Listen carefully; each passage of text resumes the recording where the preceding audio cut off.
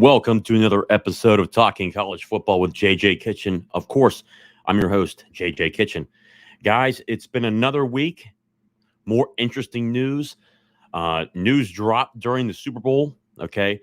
I know it was pretty cool. I ran a poll recently talking about who was going to win. I think it was more like 50-50 between the Kansas City Chiefs and the San Francisco 49ers. And of course, Kyle Shanahan blows another lead, but that's another topic for another day. Tiquan Underwood officially going to the New England Patriots as the assistant wide receivers coach. Also, tonight, why change is good. And I think more and more people, as they go through, whether it's a program, a company, anything, they fight change because change is different. It's the unknown. People don't know what they're going to think they're going to get, what potentially could be out there. But why change is good. And I'm going to tell you why change is really good for Pitt, especially after the season they just had. And then we'll have open-ended conversations in the messages and, of course, in the comments section, guys, of course.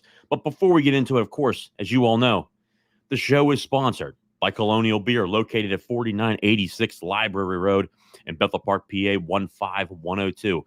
Guys, again, run by two incredible Pitt men, guys that I've known for a long time. They do a great job. The selection is widespread, whether you want light beer, a heavier beer, IPA, but more importantly, a place where you can get the fake slide Pilsner, which is the beer that really helps support Alliance 412 and the players, also obviously the players, but Alliance 412, which is the preferred collective of the University of Pittsburgh. Again, guys, Colonial Beer, located at 4986 Library Road in Bethel Park, PA, 15102. Again, supports the players because of the fake slide Pilsner, where you can get the fake slide at Colonial Beer. But of course, it helps support Alliance 412, which is the preferred collective of the University of Pittsburgh. Again, guys, if you have not submitted and you've not subscribed to Alliance 412, I urge you to do so. It's a great site. Obviously, some new interviews that just went up behind the scenes from this past year, but more importantly, here as the offseason goes on, if you want to see those videos, log into Alliance 412. Also, Colonial Beer and I, again, and I'm so thankful for the sponsor, are working on getting a live show at Colonial Beer in Bethel Park, and potentially having some Pitt football players show up to the show. It would be great, and I have some guys in mind. Of course, you guys will know when that stuff drops. I'm working on it right now. Colonial Beer, such a great sponsor and partner. Really happy about everything that they have done for the show. But that is really the next step. We are looking to have a live show with current Pitt football players and a couple of legends that were former Pitt football players. Excited to get them on the show. Excited to do a live show. We'll have more information as that goes on. Hopefully more towards the spring, a little bit warmer out for everybody to get there. So certainly their parking lot, certainly big enough we can host at least 50 people. So it'll be really good, but I will keep you up to date on that. Guys, before I get into the comments section here, the big news just yesterday, okay? Tiquan Underwood officially accepts a position, the assistant wide receivers coach at the New England Patriots. People looked at this as a really big thing. One, it's another coach that's gone. Currently, Pat Narduzzi is interviewing for the defensive line position right now to replace Charlie Partridge. Again, this is another loss for Pitt in terms of the potential and the character that Tiquan Underwood was. I think that he was very active in recruiting. The questionable parts is again, getting into the top 5 and then landing the commitment were some of the things that were always a question mark when it came to Tiquan. But the one thing that never was a question mark is how much the players loved him. I know the wide receiver room and the whole team in general. Just when you look at Tiquan Underwood, the amount of high character that guy truly was, he just really brought a good vibe, was always positive. The players loved that especially. I think when you look at, the on-field performance, there was some questionable marks there from other teams who were scouting Pitt. Really didn't rate our wide receivers as high, whether it was route running or blocking or going through the entire progression in terms of the route trees. Talked to numerous people about that. That was a question mark. Obviously, too, again, landed some recruits here. Obviously, Kenny Johnson, obviously in the wide receiver room. Really had a really big-time year as a freshman. That was always really good to see. His progression on what he has become and what he continues to grow to become is a big thing. So Kenny Johnson was a big one. Izzy Polk, Lamar Seymour was a huge commit out of Miami, Florida. Was able to pull him away from the University of Miami. That was a big get.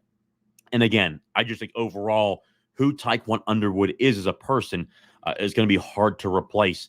But I know Pitt will certainly be interviewing plenty of people just from a day ago. Obviously, no names at this point. It's so early on. I heard some people talk about on Twitter, whether it's today, I was reaching out to a couple people. I have not heard of anybody from, for instance, Western Carolina. Obviously, people have considered the Western Carolina, the former wide receiver at Western Carolina. I believe he went to Old Dominion, if I'm not mistaken, accepted a job at Old Dominion recently, about a month ago, took over there. He just got there. Again, obviously, he was the FCS wide receiver coach of the year. I would imagine probably Cade Bell might make a phone call to him, obviously, because of the relationship there. But two, there's going to be a widespread search, to put it lightly. Plenty of wide receiver coaches that are out there, especially for this type of scheme, whether it's really pro style, but obviously with the spread, how it was really related to me is it's almost like, the pro style of the Indianapolis Colts from back in the day. Obviously, Cade Bell's dad, Kerwin, ran that system, but then it implements, obviously, University of Florida head coach and obviously former legend Steve Spurrier in terms of the spread. So you can have a number of different wide receiver coaches that come in, but the biggest thing that I look for is obviously relating to the players. You want to be able to relate to the players, but more importantly, you have to be able to recruit. I think the name of the game really for any institution in college football, the lifeblood of the program is recruiting. You need to be able to recruit. You need to be able to attract talent, and then finally develop. You need to develop that talent. I think Tiquan did a good job of really opening eyes in terms of going out and looking at certain players. I think that was always a good thing that he was able to do. Obviously, if you remember, I think one of the biggest guys that really he was involved in to the very end was Hakeem Williams. Obviously, Hakeem Williams was so close to picking Pitt, ends up picking Florida State. He's still there right now. Obviously, with Mike Norvell not leaving Florida State, he continues to stay there. Haven't seen him hit the portal at all. But he was involved with some high-level players. The problem, obviously, is landing those high-level players. And obviously, there were some misses here and there throughout the portal. That was always a question mark between fans, especially fans reaching out to me about plenty of those players that we potentially missed on. But overall, when you look at this from a perspective of what could this potentially look like going forward, okay? Again, they're going to look at, I would really think they're going to reach out to the wide receiver coach that was at Western Carolina, obviously because of the relationship there. I told numerous people too, Jeremy Darveau, one who is really good at developing offensive linemen, came over from Western Carolina. And I recently posted the video from the University of Alabama hiring Kalen DeBoer. He talked about how as an offensive coordinator, you want to bring in the guys that really you want. Obviously, there'll be a group discussion about really what fits the organization or the program. Kalen DeBoer goes through that. But when you look at an offensive coordinator, one of the toughest positions, and he talked about that at the NIL event. I was lucky to go to that, the National Letter of Intent event. The first thing he talked about is the toughest position to coach is the offensive line. It's one guy coaching five, cohesiveness. One of the things I think we're going to see that's different this year is that, I think Coach Darveau is going to be able to really show less rotation and more of continuity on the offensive line. One of the questions that Pitt fans that you guys certainly hit me up about, and one thing that I was very much in question about was the amount of rotation on the offensive line. I think that, when you're picking your offensive staff, obviously Pat Narduzzi is going to have a say, okay? Cade can pick whoever he wants, but there's going to be a conversation with Pat Narduzzi. He has the final say. It'll be a very, a two-man interview, potentially bring in some players to see what their thoughts are in terms of, do they like the guy? Does he fit and gel with that room? But for instance, offensive line is one of the hardest positions to coach. But more importantly, if you have a guy that knows the system, that is truly a bonus going into the season, and I think Pat Narduzzi's learning, and I think he needs to be given a lot of credit for that.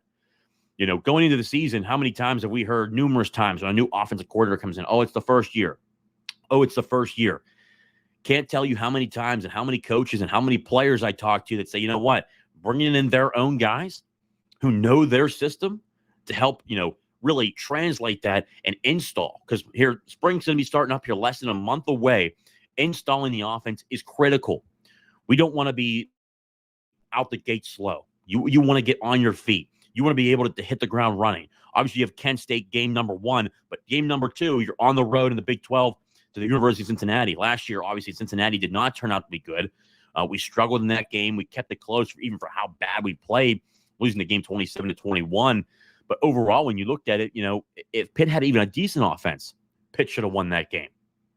So you really want to start off really fast. 1, Kent State. 2, Cincinnati. Boom, you're right into it. And then obviously game number 3 at Acrisure Stadium, you welcome in the West Virginia Mountaineers, obviously for the backyard brawl. Excited for that game as well. But this is crucial to bring in the guys that you want. And I expect that as well with Tiquan Underwood leaving to go to the National Football League, where, again, I've tweeted about it. You're going to see more and more of that. Guys going from college to the NFL, because right now just the NIL is just through the roof crazy. Coaches don't want to deal with it. And I think this really fits Tiquan in terms of where he goes to the NFL. But they're going to be looking for guys that fit this culture.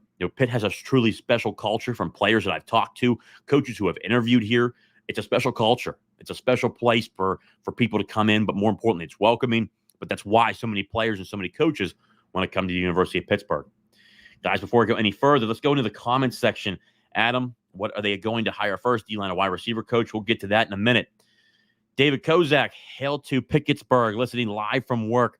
Man, I really appreciate that. Thank you so much for the support. And again, guys like Adam, David, Brian Thompson, Tommy Grams, again, appreciate going already into the comment section, supporting the show. We've already got over 60 people watching the show right now. So again, beyond thankful. If you have questions, drop it in there, and then I'll be able to answer questions during the show to get you guys involved.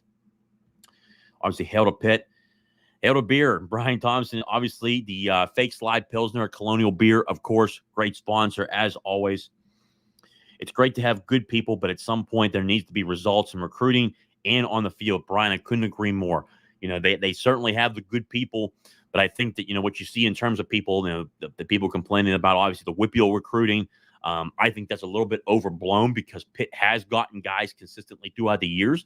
Maybe not the top guy all the time. Obviously, Pitt had gotten Paris Ford. Pitt had gotten Elliott Donald. Pitt had gotten Nakai Johnson. Numerous players. Devin Danielson. Guys who've come to this system. DeMar Hamlin. Guys who've come to Pitt from the WPIAL. I think this is just a down year for Pitt. There's been some question marks about that. Obviously, some turnover, change. You're looking at a team that went 3-9 last year. Change needed to happen. I think there's a lot of talent on this football team. I just think it needs to be utilized, and you're starting to see a lot of that change. But I agree. At some point, there needs to be results in recruiting, and there needs to be a little bit of a bump up. There needs to be a bump up, but more importantly, the development on the field, which was kind of lacking, especially in terms of the wide receiver room, but overall, the offense in general in 2023. Tommy, I can't wait until Narduzzi is out of town. He's holding the program back. Hail to Pitt. Tommy, he won I don't agree with everything that Narduzzi does, but at the same time, though, he's not really holding the program back when he wins the ACC a couple years ago. I think what he did is he made a bad hire with Frank Cignetti. It wasn't really working out with Whipple, and that's a whole nother story. But that was a mutual party. Trust me. They got tired of each other, to say the least. But overall, at the end of the day, I think when you look at these two, he made a bad hire. I think he realizes that. But what you need to see now is that he's learning, and it's clearly going back to the form of it's almost like a Whipple hire, but even a little bit more, really going up tempo, being able to change things. A guy that's creative, schematically is able to go across the board and figure out really where the best players can really entertain and be able to create mismatches.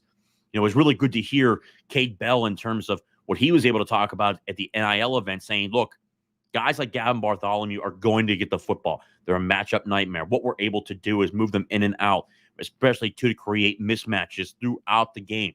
That's critical. Numerous games last year where Gavin Bartholomew didn't even get a target. I don't expect it to happen this year. I think the quarterback play is going to be a lot better. It doesn't matter if it's Nate Yarnell, Christian Vayer, Eli Holstein, Julian Duggar, Ty Diffenbach. I think any of those guys would be a production over what Phil Dracovic was able to do last year. Again, who I was wrong on, especially going through camp, just a guy that was good in practice, just in the game wasn't able to do it. But I think that you're able to see this year to where the quarterback room is going to be a lot better. I think there's no doubt about it. I think we're going to see more into the spring. From people that I've talked to, when you go into the spring, you're looking at a lot of this. It's going to come down to play, but more importantly, the quarterback position. You got to know the offense. They're all starting on equal level. Everyone's starting at the same level. I think it's great to see guys like Desmond Reed, who's taking a leadership position and starting to teach the running back room, hey, here's how Cade Bell wants it. Here's how he's going to install this. That's a leadership move. Raphael Williams also goes by Poppy. He even talked about how the running routes, every single day, late at night, even especially on the weekends, you love to see that leadership. And Pitt's done that routinely throughout the years. Guys like Kanate Mumfield, he's gotten in the extra work. Dejon Reynolds, he's gotten in the extra work as the year's gone on. He's a guy we look to really see him take a big step this year. I think he's got a lot of talent, especially in terms of traffic, what he's able to do. And then Kenny Johnson. Kenny Johnson's always been a guy that puts in the extra work. That whole wide receiver room, there's a collective group. I think it just goes around in general when you look at this team. Each one of these position groups, they're very close. They're very close. They develop those relationships. The bond is there and the trust is there. Now it's time for the coaches to where you bring a guy in who can actually recruit, as we talked about, find the guys that fit the system here at the University of Pittsburgh, but that will actually produce, but then finally develop that talent. I think there's a little bit of, that we're missing. I think that, beyond thankful for what the last staff did, but there was time for a change. And I think a number of those guys that ended up moving on, Pat Narduzzi moving on from, it needed to happen. You needed some new, fresh faces. I think the guys are going to be really excited. The amount of stuff I've heard about, Jacob Bronowski, a guy that's just really good, again, special teams coordinator of the year at Miami of Ohio, but even has had his time at University of Tennessee. A very well sought after coach, picked University of Pittsburgh. He was really crucial. He's really good on the recruiting trail. You'll start to see that this year. Lindsey Lamar, a guy who played running back in college at USF, the old Big East days. It was funny. He talked about an NIL event. He got up on stage and he talked about how he remembers Pittsburgh being tough, and he was never able to beat the University of Pittsburgh when he was at USF. That was always a good story, but always good to know Pitt's a tough football team, no matter who goes through it. Whether it was Dave Wanstead, the coach, Pat Narduzzi, Paul Christ, it was good to know Pitt has that motto about them being tough, especially in the Steel City. So that's always good. But you're going to see more of them. And I think you're going to see more of these guys get into a rhythm where they just really fit the system. And again, Jeremy Darveau, a guy, they called him Bigfoot. I mean, the guy's massive. I've seen him in person. I mean, much younger in terms of just, a guy that has the energy, the guy who has always pushing players. The players like him a lot already from meetings. It's good to see that kind of stuff. The culture's there. And I really see them look to continue that. Ready for next season. Hail to Pitt. Amen, Jim. Believe me, I'm ready. The Super Bowl just ended. I'm ready for next football season. That's why I'm kind of getting ready to watch, what is it, the XFL or the what is it, the UFL, the United Football League. That comes on pretty soon. Watching guys get their dreams, getting them an opportunity to show they can play the game and get to the National Football League. But I'm ready for college football. I can tell you that. David, with a brand new offense and QB competition, do you think they will be less vanilla during the spring game? I expect them to be vanilla during the spring game. I think that is a staple of Pat Narduzzi. I think you'll see some plays here and there, obviously, that we haven't seen. You'll be able to see, when you go to the game, you'll be like, wow, this is a completely different offense than what we're used to. But at the same time, Pat's always been that type of guy. And it's not just Pat. It's every coach around the country. They'll throw a splash play out there, but they don't want to put anything on tape, especially now that it's on national television. You have the ACC network where they're able to watch it. They're able to watch it on tape. Any of that kind of stuff. They're not going to show too much. They'll show a flash play to get, the fans all riled up and whatnot. But like anywhere else, whether it's the ACC, the SEC, the Big Ten, doesn't matter. They're all the same. They're going to be vanilla about it. They don't want to get anybody hurt. It's about being healthy. You'll see some guys not play. A guy like Ryan Jacoby, who is going to be really crucial to have back this year. A guy that, went through an injury last year. Pat Narduzzi talked about how he had a tremendous camp, whether it was in the spring camp going into fall. Unfortunately, had an injury. He's back. He's running already. I don't expect him to do too much during the spring. We need him healthy. I think he's a guy that's going to start right away again, whether it's left guard or right guard. I think he's good enough to start at either one, preferably left guard. His veteranship, I think he does really well. You got B.J. Williams again on the right-hand side, the right guard. Just physical specimens across the board. I mean, you have Branton Taylor that's there, Ryan Bayer. There's a lot to work. But you're going to see more and more guys who they knew are healthy, because they have what? They have almost 78, 79 guys in spring camp this year. So you have a lot to work in. You can let those young guys get those reps, but you want guys to stay healthy. That's the whole portion of spring ball. Install the offense, push it in practice, but when you get to that game, have a little bit of fun, but you want to stay healthy. What's important is the actual fall, going into fall camp and finding out really who we have. Try to find out, okay, hey, these are the players that we have in terms of who we're looking for as starters going into fall camp, and then fall camp really let it open up to find out, hey, here's who we have. Here's really who we're looking for to take a leadership step for Pitt when it comes to the fall. Do you feel that Narduzzi can only take Pitt so far, like Pitt's ceiling is capped with him as a head coach? Garrett, that's a good question. When you look at Pat, one of the things I love about him that people really hate about him is that he's honest. When you talk to any player, any recruit, any guy that comes on campus, the first thing they say, they call him a real dude. They call him Doozy. A guy that's so honest with players. He's not hiding anything. He's very, very honest about it. I think that's so great about him. I think he continues to learn. There are certain areas where you say, hey, I want to see improvement here, whether it's in-game adjustments, obviously making adjustments quicker. You saw a thing like last year, the Pat stepped in a little bit later. He talked about how, the quarterback competition or the quarterback room, that's the offensive coordinator's job to choose who he wants as a quarterback. I want to see Pat really take that CEO step to say, hey, after 2 games, it's not working. Or in a game, what Dabo was able to do during the season 2 years ago, how DJ Uiagalelei was not able to produce at the level he was later in the year, as he was earlier in the year. He takes him out, puts another quarterback in, they win the game, but then DJ starts the next week. Those kind of adjustments, you want to see that. Also, too, like anybody else around the country, if you're not Alabama or Washington, improved recruiting. You want to continue to see just the slight development each year where the recruiting keeps bumping up. And we saw that for numerous years. And then people talk to me about, well, the recruiting dropped so much for 2 years in a row. Well, that's what happens when you only have 13 or 14 recruits. But you want to see more consistent recruiting. I would like to see more of an emphasis in terms of fighting for the WPIAL. There's some guys out there that I think that are just true ballers from guys that we've watched. A guy that I'd like to get on is, obviously WPIAL Insider, who's Carlos Zofko. Bring to you guys a conversation about guys to look for in the WPIAL for 2025, but also 2026 and beyond. Also PA Today. He's done a tremendous job. We're lucky to have so many people who cover the WPIAL. And a guy like myself who played in the WPIAL at Mount Lebanon, it's great to be able to see those guys go on and play for the hometown team, which is really the hometown team, and that's the University of Pittsburgh, nowhere else, especially anywhere else in the state or around the country. You like to see those guys keep those guys home and keep fighting for those guys. I think this year is a blip on the radar, in my opinion, because it's only 1 year. If it happens more than 1 year, then you have to have a conversation. But here's what I have to say. Pat learned. He made a bunch of adjustments. Now, here's the question, though. If it backfires, unfortunately, it's going to be on Pat. And I think it could be detrimental in terms of what happens after this season. If we have a relapse of what happened last year, you're probably going to see a change on numerous levels. But I don't expect that to happen. I think Cade Bell is a really good coach. I think he's just great schematically. People talk about how he's young. He's only 31 years old. Guys, I'm 29 years old, so it's nice to feel, hey, that's still young. So that's really good out there. So if you're in that age range, we're still young, guys. That's what we are, okay? But I think Cade's a really good football coach. I've talked to numerous people.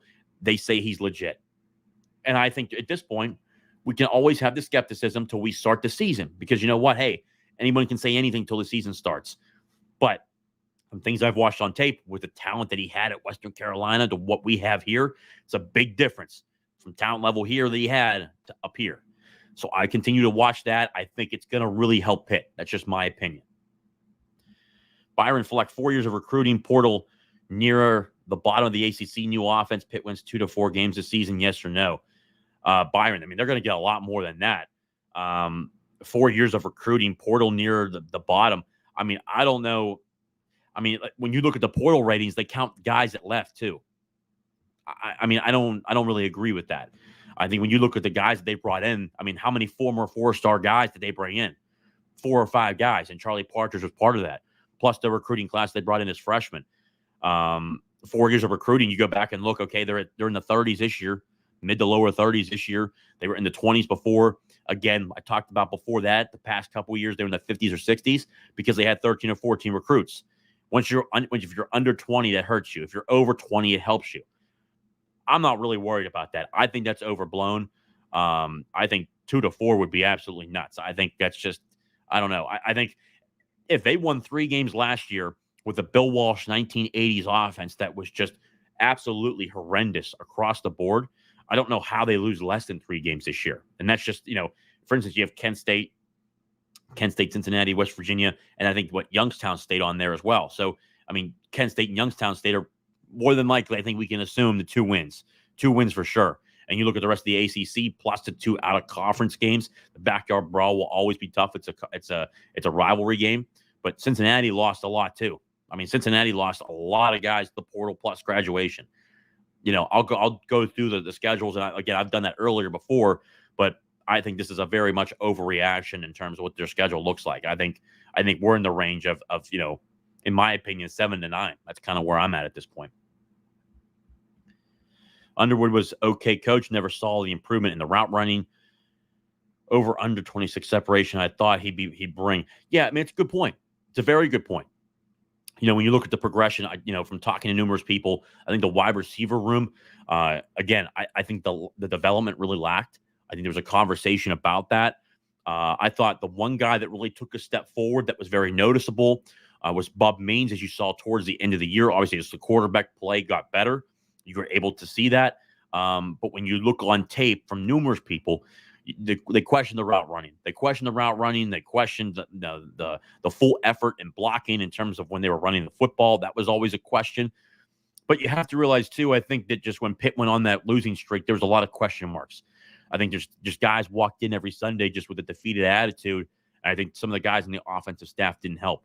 You looked at the defensive side of the football and how well they played coming back and then playing well against Florida State. They kept, Pitt in the game for the entire game.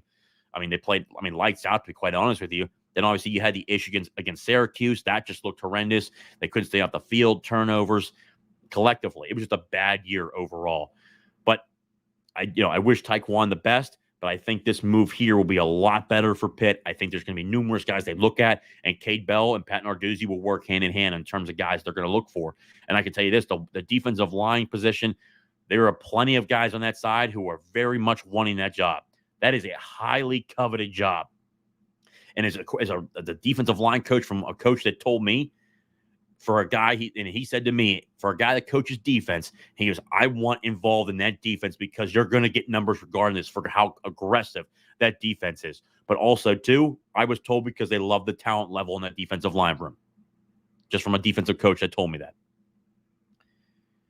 Hellraiser Nation, my man, considering all the coaching turnover, how long will we have to wait to see offensive results? So here's the thing. I think when talking about this, I think it would have been worse if we would have kept the coaches that we did. I think that when you let Cade Bell and talking about this, Kalen DeBoer talked about this.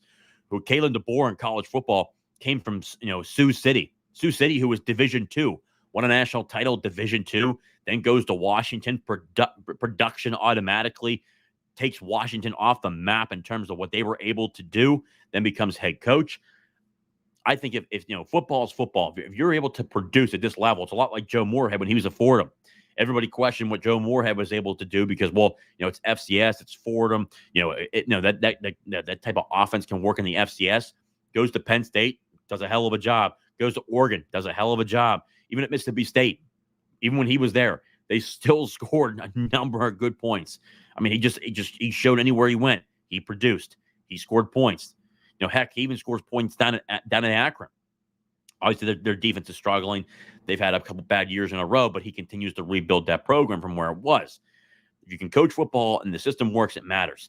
I think that, again, bringing in the offensive line coach from Western Carolina is massive because it's already knowing the system. If you know the system, you're able to come in, you're able to teach the players.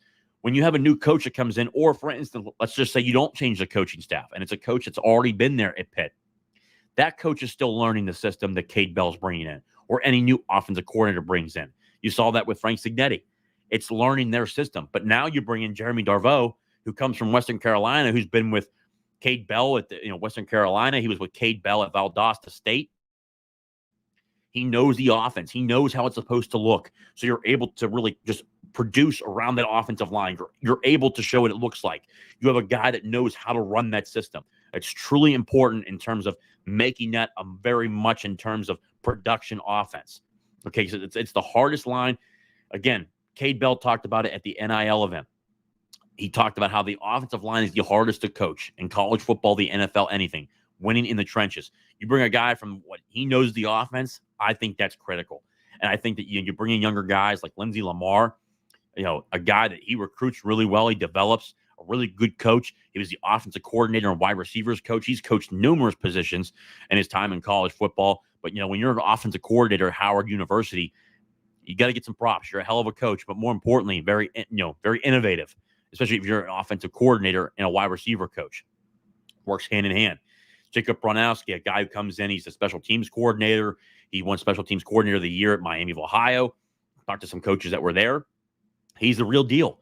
Talked to some coaches that are outside of Miami of Ohio that tried to hire him from Miami of Ohio. He chose the University of Pittsburgh. He's the real deal. He was very well sought after. He will continue to be well sought after as he continues here at Pitt. That's just a fact. And I think now with these other two positions, obviously with Tiquan Underwood moving on, and it'll lead into my next section here about change, but change is needed. After a 3-9 season, change is needed. You have to make adjustments. You have to make changes. And I think these changes are really going to be good for Pitt. No more scapegoats this year on Narduzzi. Yeah, no more scapegoats. Hey, you can't go from an ACC championship game. You won 20 games in 2 years to 3-9. If he comes back this year and he wins that 7 to 10 games this year or 8 to 10 games this year, during the regular season, plus a bowl game, gets into that range, he's back on track. But if you have 2 bad years in a row, yeah, you're in trouble. That's a fact. Any D-line coaching candidates rising to the top of the list? I would say right now it's been a really tight-lipped. I know a guy like Inoki. I'm drawing a blank on his last name. He was the defensive line coach at Washington. Obviously, Jeremy, Fish took over at Washington. He's over there now. I don't know if he's been retained over there. He was a guy who was on the lookout. Pagano or Pegnego. I can't remember his name. He's at the University of Kansas. I'm drawing a blank on some of these guys' names right now. But the University of Kansas defensive line coach, he's a guy. Jim Panagos. He's a guy that was a name that brought up. But, guys, they had over 100 applicants. There's just numerous guys across the board that they're looking at from top to bottom. I think when you look at the defensive line position, I think that, from a guy that's standing here right now, I am allowing Narduzzi to make that hire because he's a defensive guy. He knows who he wants.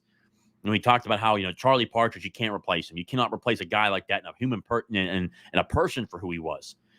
But guess what? He did have production on terms of defensive line at Michigan State. They had a number of different guys coach defensive line at Michigan State. They had a top 10 defense and a top 5 defense for 5 consecutive years. He knows who to go get. He knows who he can find, who can recruit. He's the guy who also hired Charlie Partridge. So I'm giving him some leeway and some slack because he's a guy that knows. He knows who he wants and he knows who can produce, recruit, and develop. You think Partridge had anyone to recommend him Narduzzi for his replacement? Yeah, I do. I think certainly he would help out and probably dropped a couple names along with Narduzzi, who he had as a couple guys on his list.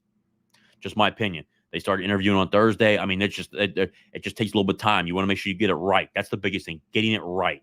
Not making just a fast decision, getting it right. And I can certainly say Charlie for how great of a person he is and how great of a man he is. Yeah, he probably dropped some hints. Pitt has the perception problem. No really did hires, losing coaches, recruiting average at best, and people think Pitt is a 6 to 8 win school, not 2021. Stephen, yeah, I don't agree with that at all. When you look at the hires, they're young guys. I think they're losing coaches because they're tired of the NIL. So Pitt only lost 2 coaches. Who else? Who else did they lose? I think that's my kind of question mark. Any program around the country has different coaching staffs and different guys that leave. Penn State goes through that all the time. Penn State recruits at a high level, but can never win the big game. It's It's almost like they're middling. Penn State's always the middle group to where, they'll take care of certain teams. They'll lose to like Illinois in like 7 overtimes because they can't score. They can't get the quarterback play.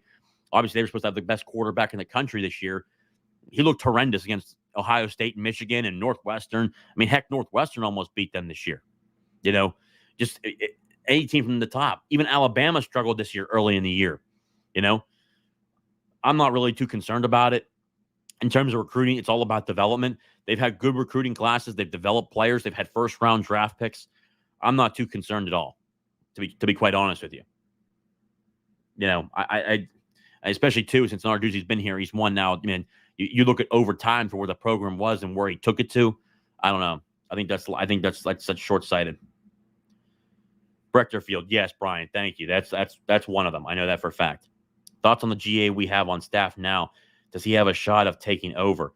He is a tremendous coach. Malcolm Robinson, let me tell you, 30 under 30, tremendous person. I can tell you that. The players love him. Coaches love him. 30 under 30, that's a for real. That's a for real one. I can tell you that. I think when it comes to this position, I don't think he will get it. I think he continues to be an assistant for right now, but his time's coming. He is a guy that is going to be a tremendous football coach for years to come, but also too in recruiting. It was good to meet him at the National Letter of Intent Day. I thought he did an incredible job. He's a guy that when I think him staying there and him still being there, he'll probably help out the new hire quite a bit. And he's a tremendous defensive line coach. I just think he needs a couple more years, and his time's going to come. But more importantly, looking for the right job too. He's going to be a Power 5 guy for years to come. Man, he is a tremendous football coach and a guy he's helped recruit quite a bit. So it was good to meet him too. He's a tremendous football coach, and I continue to see him move on. We lose teams like Wofford. Come on, JJ. Tommy, we actually beat Wofford this year, so I have no idea what the hell you're talking about. I actually don't know what you're talking about.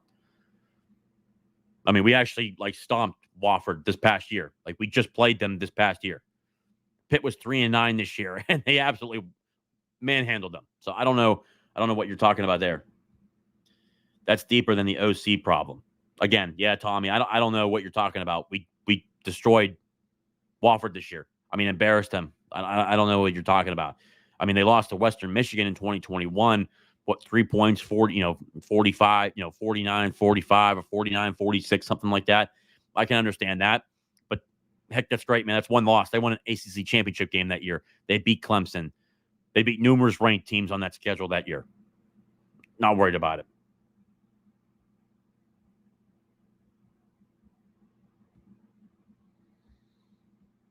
I know, Adam, what were you saying here?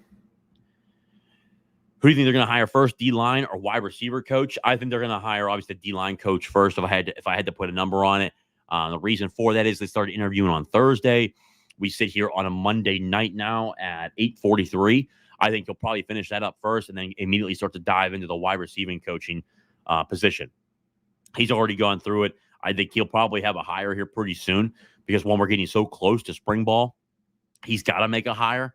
But we're probably going to see a defensive line coach first and then an offensive coach. I can probably tell you right now, Cade Bell's probably making some looks right now. And then Pat Narduzzi's probably having some guys come through right now in terms of guys that he's looking at. But then probably Cade Bell will put his touch on it and say, hey, here's guys that I want to take a look at. And then Pat will decide, hey, do I like this guy? Do I not like this guy? It's a group decision. It's never going to be one guy. I can tell you that. But he's going to get the final call. If he doesn't like the guy or he thinks he's not good enough, then he's not going to make that hire.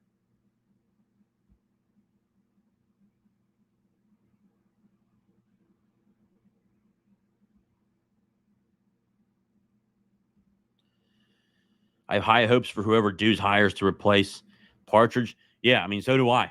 And I think that until the hire's made, I have all the faith in the world in Narduzzi because it's a defensive coaching position.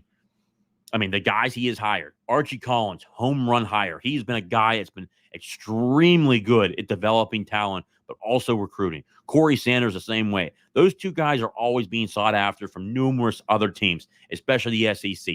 Those two guys have been tremendous hires that they've made. Randy Bates, he's been a great hire since he's been here. He's a guy who's been calling the defense. I think he does more, obviously, the coaching than the recruiting. He's involved with a lot of stuff that goes on down in Texas. But Ryan Manilak rebuilt the entire linebacker room from where it was.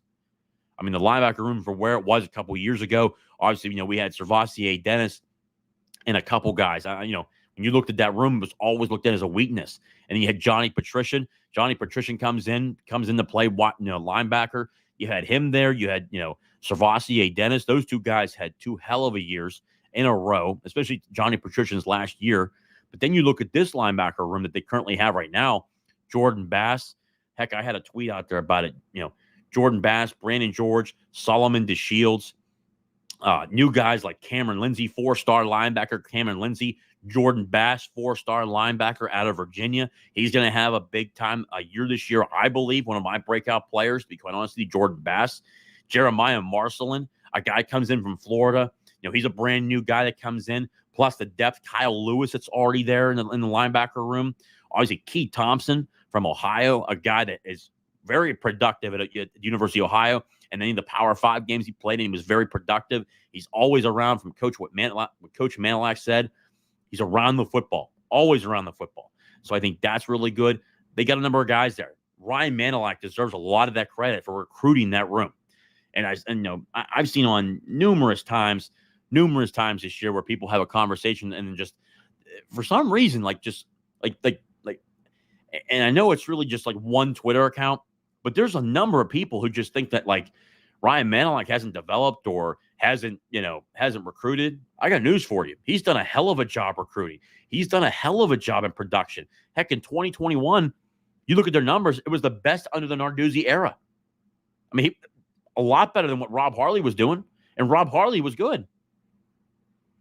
I think Ryan Manilak's a lot better of a recruiter. That's just my opinion, but I think in terms of development, that says a lot for a guy like Rob Harley, who was here and then took a coordinator position at Arkansas State. Just my opinion. What do you think about left-handed QB they just offered? He's really fast and throws a nice deep ball. I like him a lot. And again, what's really cool about this too is Cade Bell is left-handed. That's, again, going to help a guy like Julian Duggar who comes in.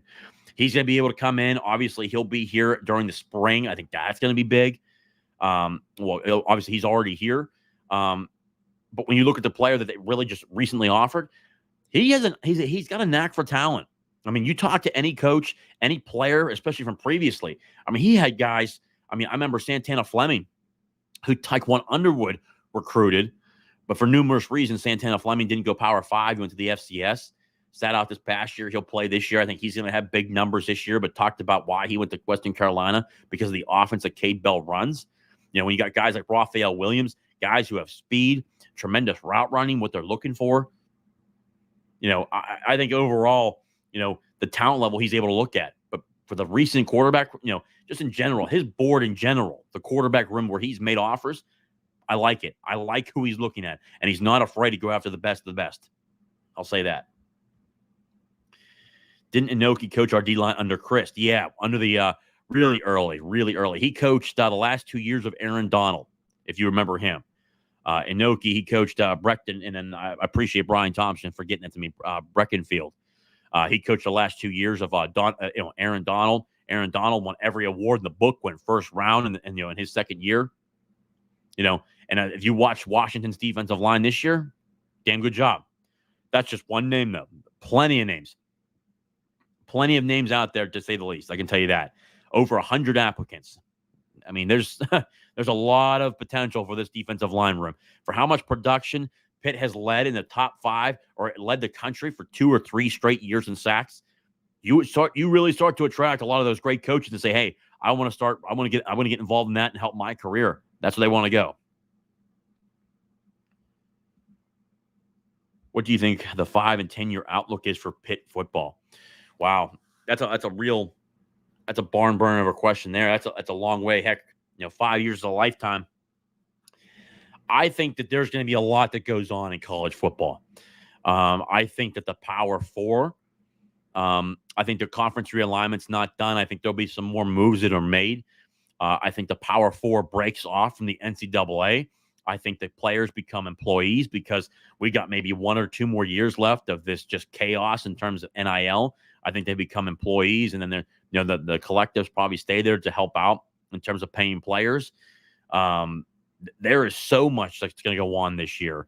in terms of, in the next 5 years. I mean, forget 10, 5 years, what this game's going to look like, no NCAA for football. Do these teams move back from, being all over the country to, under the NCAA in terms of all the other sports?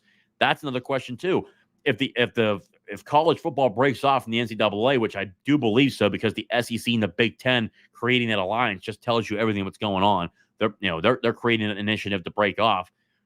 What happens with Title IX? Does it help still support the other teams that are involved with every university? Or if they can't support those teams so they break off from the NCAA, how many of those sports stick around? The non-revenue sports.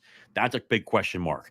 But overall, I mean, when you look at Pitt, they're not going to get every big guy it's coming out of Western PA. It's not going to happen. It's never happened. Even under Dave Wanstead, who recruited extremely well at Pitt. I mean, Dave Wanstead did a hell of a job for what he was dealt. I mean, the hand he was dealt, he did a hell of a job. As I sit here today, I have a positive outlook because of the brand that Pitt has. From talking to numerous people, especially between the SEC, the Big Ten, and the Big 12, there's a lot of positivity about the brand that Pitt is.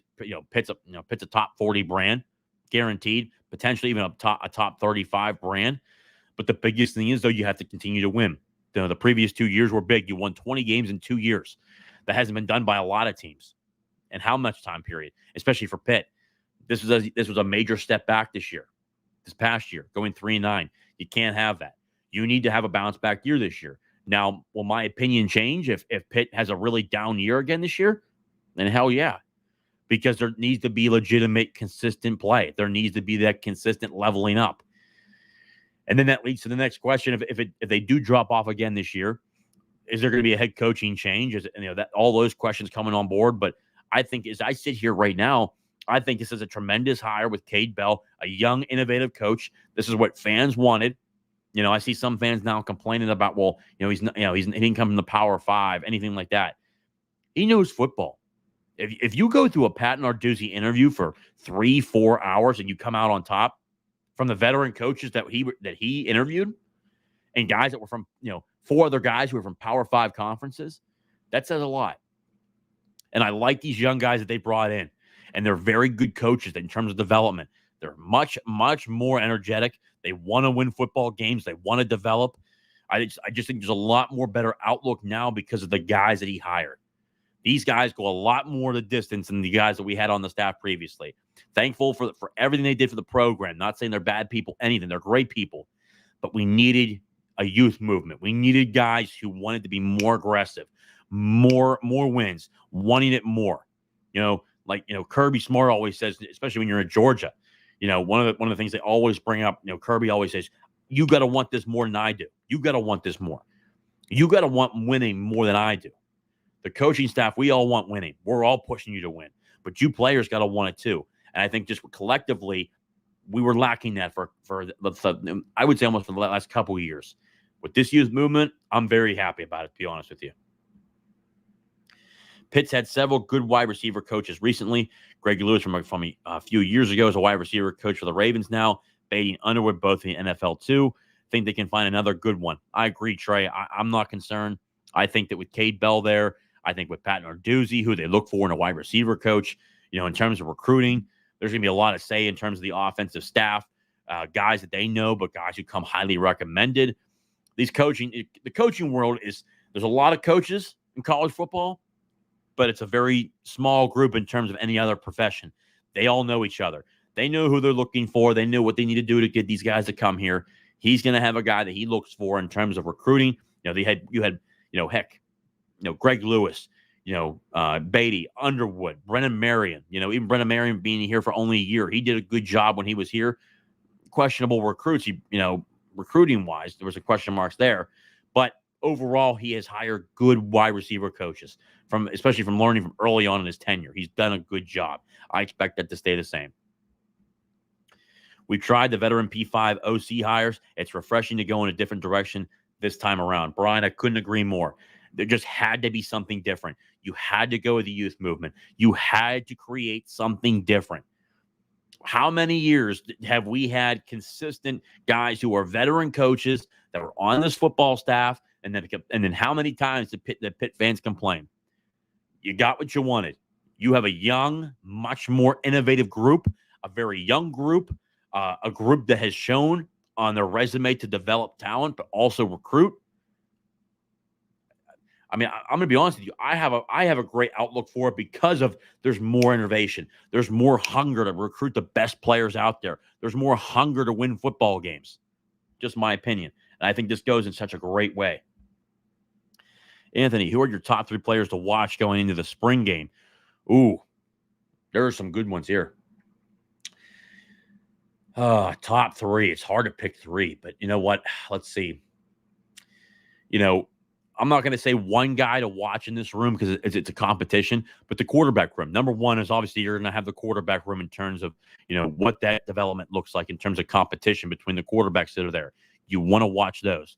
But going into camp, I want to see how well, number 1, I want to see on the defensive line, I want to see Deion Hayes take really that next step. You saw a couple times during the year where he looked elite at times. The guy was just off the map motor-wise going. Then you saw him take another step back. Then he took 2 steps forward, took another step back. I want to see the consistency across the board. I want to see Deion Hayes be that guy that Pitt needs him to be. Be the first rounder that he's built to be. He's got the talent. He has the coaching. Be that guy this year. Be the leader of that group. Even with a guy like Nate Matlock there, David Ojibwe, Nick James coming in there, Sean Fitzsimmons, Elliott Donald, Nakai Johnson, Bam Brema. Be the leader in that group and produce and show the production that you are truly able and capable to do. Another name to watch that I have, going into the camp is last year I said Kanate Mumfield. I'm going to give you a wide receiver. I'm going to say C.J. Lee. C.J. Lee, how does he make that jump from the FCS? We saw the tape off the map. The tape looks incredible. C.J. Lee, does that production go from the FCS to the FBS? From, going from the FCS to the ACC, a Power 4 conference, does that continue to take off? If he continues to produce the way that he did at Western Carolina, look out. You've got Kanate Mumfield. You've got Kenny Johnson. You've got C.J. Lee, Raphael Williams, Dejon Reynolds. I mean, Izzy Polk, Lamar Seymour. That's a collectively good group. See how they develop in that terms of that room. But guy to watch in that room is C.J. Lee, because we already know that Kanate Mumfield's a guy to watch. Kenny Johnson's a guy to watch. Let's find out and see if C.J. Lee can step up to the plate in terms of the ACC this year. And finally, I know that's 3, but I'll give you one more. I want Jordan Bass. I'm really excited about Jordan Bass. He's a guy that got on the field quite a bit during his freshman season. I think he's going to be a hell of a player from anything you see. The guy is just built like a truck. You look at him, he's built like a Solomon DeShields, just big, has length. A guy that's got speed, can change direction, loves to hit, aggressive. You love to see that kind of stuff, And I think that when you look at each one of these guys, there's gonna be so many other different players to watch too. I got guys from each position. When you look at Nakai Johnson moving inside a defensive tackle, he moved inside a defensive tackle towards the end of the year. A lot of people didn't see that. I want to see if he continues to stay there, and does he make that move there? What does that look like? How does Nick James look in the Pitt defense? He was a guy coming out of ING Academy, 4-star player. He looks incredible. I think he's going to be a really good football player. Tatum Lynham comes over from Nebraska. I think he's going to be a day 1 starter for Pitt. Great size. He reminds me of a Jason Pinnock. I just think a little bit faster of a twitch, a little bit faster than a Jason Pinnock. Also, too, Donovan McMillan. How does he take off this year from the season he had last year? Does he continue to level up? Because after last year's progression and what he looked like last year, he's an NFL guy right now. That clearly from the production that he had last year. There's just so many guys to look at, and I'll have a whole video on that for guys to watch.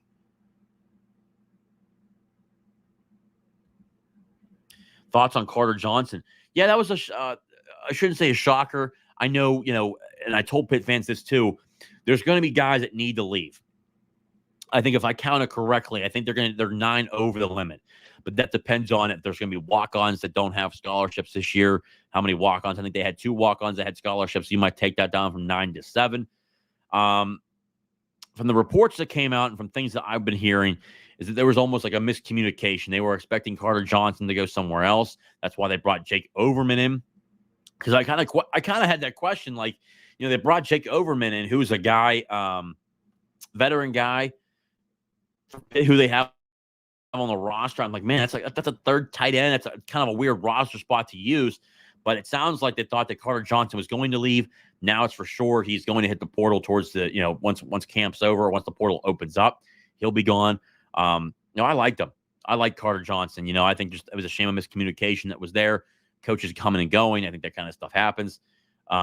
Good player. I wish him the best. I thought that, you look at him as a 4-star defensive tackle out of high school to becoming a tight end. I thought he did a good job. I thought he was productive in terms of when we needed a guy that was open, he made good catches. We'll continue to see what this group does, but I wish him the best. And honestly, he'll always be a Pitt guy. I can tell you that. Is it really Nate Yarnell's job to lose? You mentioned Holstein being a starter as a hot take recently. Are your comments about Yarney just coach speak? So here's why I don't say it's not coach speak. I think that, one, it's the right thing to say that Nate Yarnell is a starter because, one, you haven't seen enough of Eli Holstein in terms of, a guy just got here. But out of all the quarterbacks, Nate Yarnell has been the best. He was the best at the end of the year. He should be QB number 1. But what Pat Narduzzi talked about and what I've mentioned, like you said, it's a competition across the board. They're all coming in at equal levels right now. No one knows the offense well at all. I mean, Coach Bell, he's going to be able to coach that up. Whoever they bring in as a quarterback coach, if things change there, we'll continue to monitor that. But everyone's on the same level. It's going to be who truly wins that job. And I think it'll really be a competition. And I think, Eli, he's a guy that's just it's uber talented. But then you can see a guy like Nate Yarnell, how he played last year. I think it's going to come down to there's a lot of talent in that football room. Julian Duggar coming in as a true freshman. Ty Diffenbach, a guy has a lightning rod of an arm. I mean, a very strong arm, very athletic, big guy, can move. Who learns the offense the best? I think that's what you're going to see. Who learns it the best and who can produce the most in it the best. It's that simple. If you learn the offense, you'll be the most productive. And again, they'll pick the guy who's the most productive, obviously, but you got to know what the hell you're doing. And I think the guy that learns the offense the best and the quickest will be the starter. But I think it's right for Nate Yarnell going as a starter because he played the best last year. But each one of the guys on the same level, they're all going to compete at the same level. But I do think it's a hot take. I'll say it right now as a hot take. I'll put Eli Holstein as a starter. Just my opinion. Ted Jones, how good are the cornerbacks and safeties? I like this group, man. You got Javon McIntyre, Donovan McMillan, the two traditional guys that are back there. You got Shadarian Harrison, who's back there, a young guy. He's back there. Then at the cornerback position, Rylan Gandy, Tatum Lynham, he's a guy that's already there. You've got Tamarian Crumpley, who's back there at the cornerback position. I think there's a lot of talent there, but there's a lot of young guys. I see Tatum Lynham being a starter on one side for sure. We'll continue to see how that monitors on the other side, who he faces. I think Rylan Gandy's another guy, man. I think he's a really good cornerback. I think those would be your top 2 guys. We'll continue to see how camp goes. Guys are more motivated than ever. We'll continue to see and monitor how that goes. I think Shadarian Harrison's a guy to watch out for. We'll see what Rashad Battle does this year. He's come off an injury again. We'll continue to see what he looks like. I like the cornerbacks. I'm not worried about defense. It's a Pat Narduzzi defense, and the guy just knows talent, especially on the defensive side, defensive backs. It's just an NFL factory in terms of putting guys in the NFL. Just guys to watch. You watch their tape. I like what I see. I really do. And I think that overall, when you look at their defense, they've got numerous amounts of talent now. They've got depth on that side. I think they did a good job in the portal. I think they may add one more offensive lineman to add for depth. They'll probably add one more offensive lineman. If they find a corner, or I think if they find a corner that they really, really like and they feel like they have to take him, they'll take him. But I think that when you look at the portal coming up in the spring, they'll look to add one more offensive lineman, and you're going to see other players leave because they have to leave. When you're 9 over the scholarship limit, you got to get guys out of here that are not on the 2D. You have to make moves. Hails Raider Nation. Thanks, JJ. Hail to Pitt. Thank you again, man. I appreciate all the support, as always. Donovan Reed, if you watch the Georgia Tech versus Western Carolina game, you'll find out about the 3 guys that they have from Western Carolina. Yeah, Donovan, I totally agree because I watched that game, and I really liked what I saw. Donovan Reed, I can tell you, man, Desmond is a tough runner, man. Tough. I mean, he's kind of looking like a Jalen Warren. He's like a fire hydrant, a guy who just runs aggressively, has great speed. A guy's can be able to get you yards, but also too can be explosive. I think C.J. Lee, again, he looked as a guy in that Georgia Tech game when I watched it. This was one intriguing. It's a Power 5 opponent. I liked what he was able to do. He was able to create separation. But I just love the scheme that Cade runs. He puts guys in a position to where they are successful. Obviously, Western Carolina didn't win that game, obviously, but I think when you look at the tape and you judge it specifically for the players that are out there, obviously they struggle with the offensive line. It's Power 5 versus FCS. There's just only so much you can do. But when you look at the skill positions, I like what I saw. I really did. I liked what Reed was able to do. I loved what he was able to do as a running back. And then C.J. Lee, I liked what he was able to do as a wide receiver. He produced numerous times. Just now, let's see it on a consistent basis. I'm excited to see what they can do from watching the tape. I just think their speed is off the map. It's kind of been consistent through Cade Bell in terms of when he's been here at Pitt. He likes guys that have the speed. They might not be the biggest guys, but they have speed. And they're guys that are built like trucks. Desmond Reed's one of those guys. I love the way he looks in terms of what he's able to do and provide and put up really good numbers on the offense. I think he's ready for this moment. And then C.J. Lee, I think he's ready for this moment. But then again, let's see what happens. And I'm excited for the spring game because guess what? There'll be a lot of one-on-ones. It'll be vanilla, but we'll really be able to see what this offense is able to do and what the players are able to do in terms of just how they look and how they move. Brings me to my next segment here, guys. Again, it's an hour here. We'll go here real quick. Let's see here. Change. Why change is good and why change is needed. Real quick. Guys, after a 3-9 season, you need to change. And in no circumstance, and when you look at a 3-9 season for Pitt this past year, it was one of the worst teams. I mean, really one of the worst years that Pitt's had in a long time since the 70s. I think that Pitt went 2-10 in the early 70s, and then the next year or the year after that, it was 2 years later, they won a national championship. Not saying Pitt's going to win a national championship, so the people that are they're starting to honk their horns, relax, okay? I'm just saying that when that type of season happens, you need to make adjustments and you need change. Change is needed. I think people fight change consistently. I think they're scared of change. I think it's a human condition to hate change and to be worried about change. But in your mind, change is really good sometimes. And I think that what the change that Pitt made is that, hey, the offense last year wasn't working. We needed to change. They went to a modern-day offensive style in college football in 2024. This is an offense that's able to go extremely fast, like a Tennessee, Josh Heupel, who we've been able to face. But it's also, too, when they have the lead and they need to slow it down and be more pro-style, they'll slow it down. It's a guy who's able to show and has shown to make adjustments on the fly and put the players that he has and functionally the players he has around him, put them in a position to be successful. We haven't seen that in the last couple of years. I think we're going to see that this year.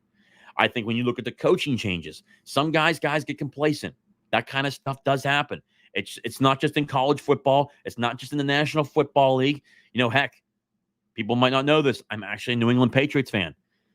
Bill Belichick is one of the greatest of all time. He reached his time. There had to be a change. We'll see how Gerard Mayo works out. Former player. Very intelligent. Got football IQ off the map. We'll see how it works. There's just numerous times for change. And then there's times not for change. I think the defensive side of the football, you saw the defense kind of struggle here at times. But doesn't mean you have to make all kinds of changes. Those guys are still hell of great coaches. But on the offensive side of the football, from what you saw the past 2 years, from the complacency from some of the guys on the football staff, you had to make a change. And you had to get guys that are more hungry. They want to win more. They want to develop more. And there's more of a standard. And there's more of a structure. Pitt's got a great culture already. That's stapled in there. Talk to any coach that's been to Pitt. They love Pitt. Heck, Charlie leaving, he said, hail to Pitt forever. The only reason he left was because of extenuating circumstances around NIL. When you look at the change that was made, I like it because it's exactly what they needed. They needed a youth movement. They needed guys that were hungry. They needed a different offensive scheme. Schematically, they were behind decades. They made the adjustment. They went with younger guys who have shown on their resume to produce and product and also develop players from certain positions. Special teams, running back, tight end, quarterback. It's on the resume. Does it translate to the Power Five? We'll see. But on their resume right now, they fit the mold. They fit the mold, and it's going into a season where you need a bounce back year. You need things to happen now. You need a Jeremy Darveau here now because he knows the offense. He knows how he wants it blocked. He knows what he needs his offensive line to do. So it's a good hire. It may not be a flashy hire that some people really want to see, but it's a good hire. It may not be a guy from a team that he's 30, he's 35, and he's making over $1 million plus, and he's in the SEC or the SEC or the Big Ten. These guys are well-known coaches. They were sought after from other programs. I can guarantee you that for a fact. They're hell of good coaches. Change is needed. Change is a good thing. Change can provide good, productive results if you choose wisely. We'll see how that continues to look going into 2024 and this season, especially in the spring ball. Taking here, I think, one more comment here. I mean, with NIL, there's a chance to pull a NC roster overhaul like that massive recruiting class Majors brought in. Yeah, just NIL in general. And again, if you have not subscribed to Alliance 412, this is your call. Subscribe to Alliance 412. There are numerous options. Again, I got to get on here to do one. There's just news dropping all the time. It just drags us all over the place. There's numerous options to subscribe to Alliance 412. If you're a season ticket holder, there's an option to be able to get more information from there. Heather Like and Pat Narduzzi really talked about it at the National Letter of Intent Day and talked about how this roster was mainly put together by the help of Chris Bickle and Alliance 412. We, as a Panther Nation and University of Pittsburgh, the preferred collective Alliance 412, is so crucial into what we are doing as a fan base to support this team. But what Pat Narduzzi and this team is looking to build, Alliance 412 is crucial. And getting behind Alliance 412 and the NIL collective is massive. Is massive because of what we are currently facing in college football. Paying players is not going away. The University of Pittsburgh, we have a good fan base. There are times that, trust me, our fan base can be a pain in my ass. I mean, there are times that I look at our fan base and I'm like, good God almighty, that you guys kill me. But 95% of the time, you guys are always on point. We have a tremendous fan base. We have great people. We have all the resources. Let's support these players. Let's support this university and continue to join. For me personally, I'm an Alliance 412 member. One, I like to see all the interviews they have behind the scenes with Kenny Pickett, Doran Dickerson, Scoring Doran, what he's able to talk about, the hype about the stadium with Kenny Pickett, Tyler Palco talking about a stadium, also too talking about why Dave Wannstedt was so great back in the day. If you haven't seen those videos, Sam Clancy. I mean, there's just so many guys you can see through having a membership with Alliance 412. But it's so critical. It's so critical in the time that we are in right now. Why it's so important to help support the program, and that's by subscribing to Alliance 412.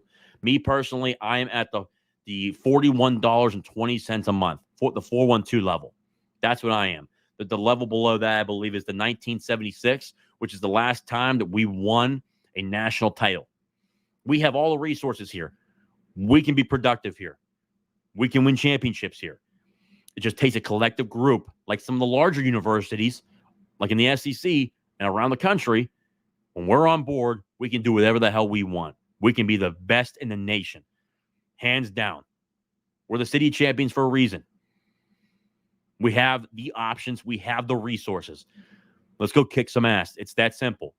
Subscribe to Alliance 412. Be part of the solution. And go support Pitt this year, especially during the spring game and during the fall. Let's go kick some ass this year.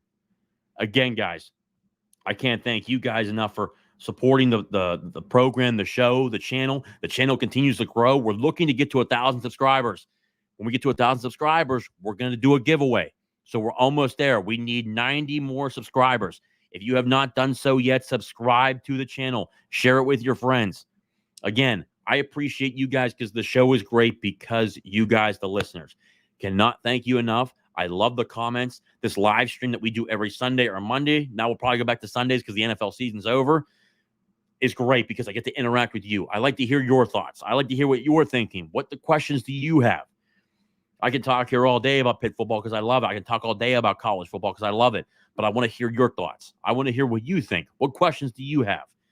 So, in the meantime, until more videos get released this week, until the next Sunday conversation, which is next Sunday at 7:30. It'll probably be at 7:30. I'll release it later on. I will see you guys then again, of course, and always. Hail to Pitt. I'll see you guys next time.